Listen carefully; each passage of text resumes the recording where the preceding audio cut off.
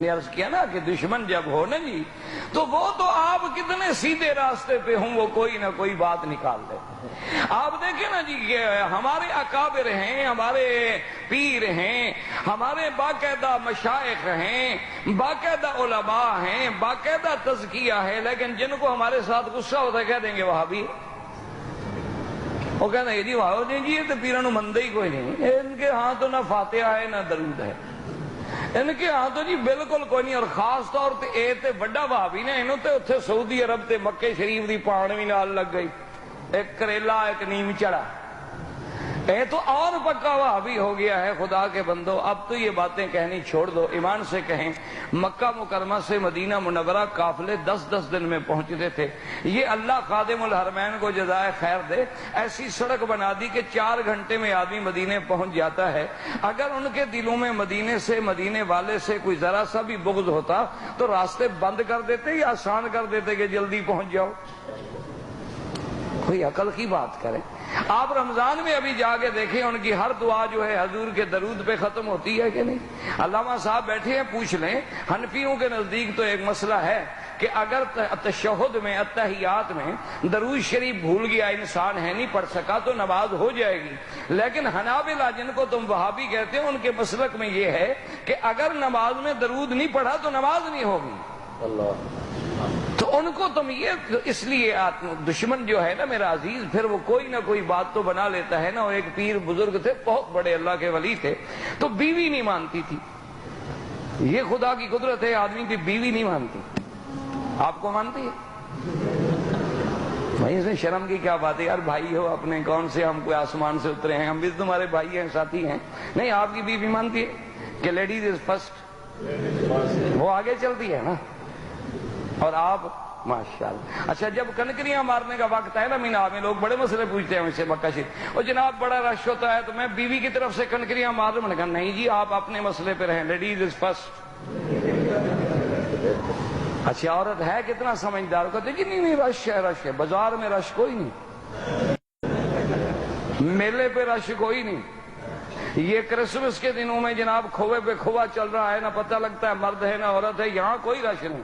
وہاں مینا میں کن کے نہیں بڑا رش ہے جی تسی مار دے تاکہ مرے تو شوہر مرے نا میرا، جان چھوٹے جائے ختم ہو تاکہ واپس جاؤں کہوں سبحان اللہ کیا خوش نصیب بیوی ہوں کہ میرا شوہر وہاں دفن ہو گیا اور میں دوسرے نکاح کے لیے واپس پہنچ گئی ہوں تیار.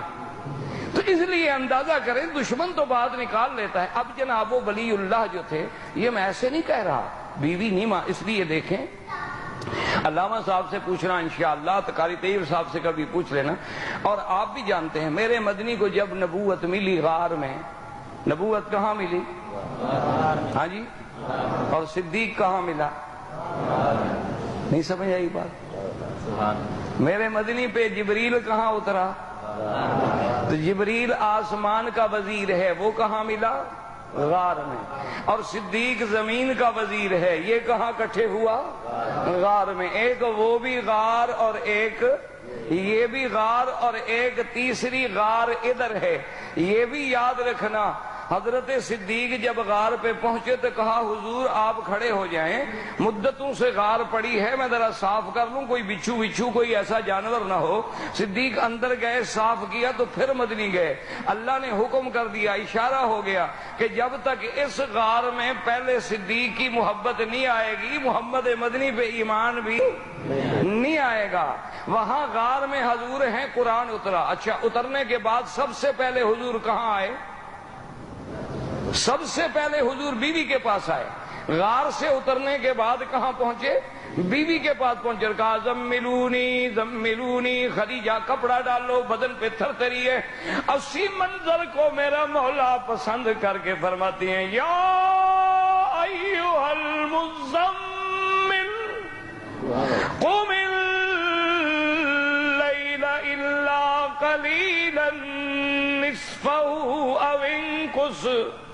او انقص منہ قلیلا او زد علیہ ورتل القرآن ترتیلا.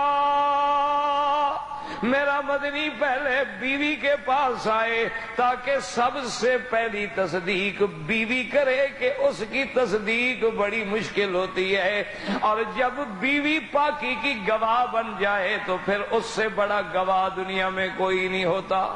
سب سے پہلی تصدیق کرنے والی سیدہ خدیجہ، اور ظالم تو کہتی ہیں اسلام نے عورت کو کوئی مقام نہیں دیا۔ ذرا غور تو کرے، میرے مدنی کی پہلی گواہ کون ہے؟ سیدہ خدیجہ۔ پہلے اسلام لانے والی کون ہے؟ سیدہ خدیجہ۔ نبوت کو تسلی دینے والی کون ہے؟ سیدہ خدیجہ۔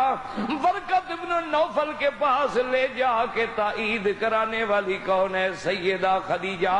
اللہ تبارک و تعالیٰ کے دین اسلام کی عظمت دیکھیں کہ قرآن کی پہلی گواہ بھی عورت، میرے مدنی کی نبوت کی پہلی گواہ بھی عورت، اسلام کی پہلی گواہ بھی عورت، اور آج تک اسلام نے صفا مروہ رکھ کے عورت کو اتنا بلند کر دیا ہے کہ قیامت تک دوڑتے رہو اور عورت اسماعیل کی اماں کی سنت کو یاد کرتے رہو۔ لیکن مشکل یہ ہوتی ہے کہ دشمن کو بات سمجھ نہیں آتی، وہ ہر نیکی میں بھی کوئی برائی نکال لیتا ہے۔ اس لیے جیسے اس نے کہہ دیا کہ جناب کیا ہو گیا، اگر حضور صلی اللہ علیہ وسلم سیدنا صدیق کے کندھے پہ بیٹھے تو کیا ہو گیا؟ حضور تو اونٹنی پہ بھی بیٹھے، حضور تو گھوڑے پہ بھی بیٹھے، حضور تو گدھا پہ بھی بیٹھے۔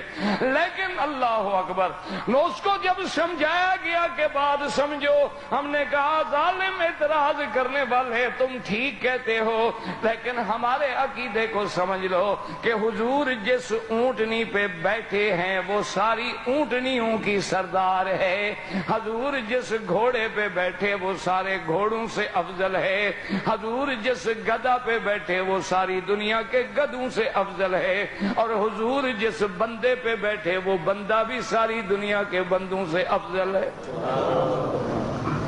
اصل بات تو یہ ہے، حضور تو بیٹھے ہیں، اور حضور جس پہاڑ پہ کھڑے ہوں وہ پہاڑ پہاڑوں میں افضل، حضور جس غار میں بیٹھے ہوں وہ غار ساری غاروں سے افضل، حضور صلی اللہ علیہ وسلم جس مسجد میں کھڑے ہوں وہ مقام ساری دنیا سے افضل۔ اس لیے اللہ تبارک و تعالیٰ کی شان دیکھیں کہ یہ شرف کس کو ملا ہے؟ صرف ابو بکر رضی اللہ تعالیٰ عنہ کو، کہ اللہ فرماتے ہیں الا تنصروہ فقد نصرہ اللہ اذ اخرجہ الذین کفروا ثانی اثنین۔ اب ذرا توجہ کریں، ایک پارٹی ہے نکالنے والی اور ایک پارٹی ہے نکلنے والی۔ نکلنے والے کون ہیں؟ میرا مدنی اور ابو بکر۔ مکے سے کون نکل رہے تھے؟ ہاں جی، وہ نام لے لیا کرو، خیر زندوں میں بیٹھا ہوں نا، خیر ہے زندہ الحمدللہ۔ اب مکے سے جانے والے کون ہیں؟ اب سیدنا محمد مصطفیٰ اور ابو بکر، اور نکالنے والے کون ہیں؟ نہیں، نکالنے والے حضور کو مکے سے نکالنے والے کون ہیں؟ قرآن کیا کہتا ہے؟ اذ اخرجہ الذین کفروا، جب کہ کافروں نے نکالا، اور پھر وہ دو کون تھے؟ ثانی اثنین اذ ہما فی الغار اذ یقول لصاحبہ لا تحزن ان اللہ معنا۔ وقت ختم ہو گیا، وہی وقت ختم ہو گیا، زندگی رہی تو بات باقی۔ وصلی اللہ تعالی علی سیدنا محمد وعلی آلہ واصحابہ اجمعین برحمتک یا ارحم الراحمین۔